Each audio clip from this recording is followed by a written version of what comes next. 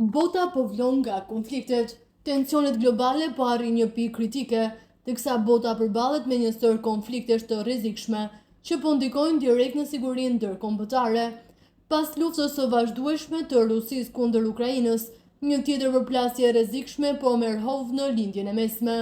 Së fundmi Izraeli ka marrë sulme dhe objektiva në territorin iranian, duke rritur ndjeshëm frikën për përshkallëzim të mëtejshëm ushtarak mes dy vendeve, që prej kohësh ndodhen në një marrëdhënie armiqësore. Reagimet ndërkombëtare nuk kanë munguar, vendet e mëdha po bëjnë thirrje për vetëpërmbajtje, si duhet të sillet Kosova pas zgjerimit të konflikteve në lindjen e mesme. Pas nisjes së këtij konflikti, a mund të jetë vendi i rrezikuar, qoftë nga Serbia apo edhe nga radikalizmi?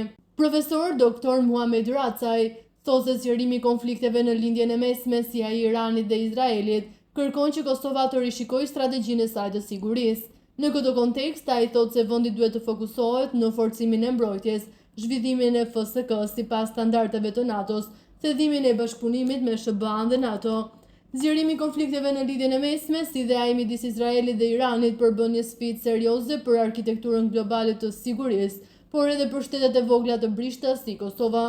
Ky kontekst ndërkombëtar e bën të nevojshëm një rishikim të pozicionimit strategjik të Kosovës në 3 drejtime: forcimi i mbrojtjes dhe rritja e investimeve në siguri. Po në kushtet aktuale dhe në dritën e zhvillimeve të mundshme në lindjen e mesme, Kosova duhet të intensifikojë investimet në sektorin e mbrojtjes. Dhe për disa arsye, ky është një veprim i justifikuar. Mbrojtja është garanci e sovranitetit. Zhvillimi i kapaciteteve të forcës së sigurisë së Kosovës në pajtim me standardet e NATO-s është mënyra më e mirë për të rritur qëndrueshmërinë e brendshme dhe për të ndihmuar dhe në misionet ndërkombëtare. Duhet të rritet bashkëpunimi me partnerët strategjik, veçanërisht me SBA-n dhe shtetet kryesore të NATO-s për ndihmë teknologjike, trajnime dhe pajisje moderne, ka thënë ndër të tjerash profesori. Në fund Racaj shpreh se Kosova duhet të veprojë me maturi dhe vigjilencë, duke forcuar mbrojtjen, sigurinë e brendshme dhe aleancat ndërkombëtare.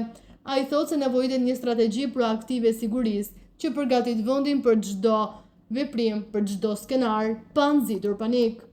Lutfi Biladi, njohës i marrëdhënieve ndërkombëtare, ka thënë se lufta Iran-Izrael rrezikon sigurinë globale dhe rajonale, ndaj Kosova duhet të qëndrojë në linjë me qëndrimet euroatlantike. Ai thotë se Serbia mund të shfrytëzojë krizën për provokime apo destabilizim, prandaj Kosova duhet urgjentisht të rrisë vigjilencën, investimet në mbrojtje dhe bashkëpunimin ushtarak.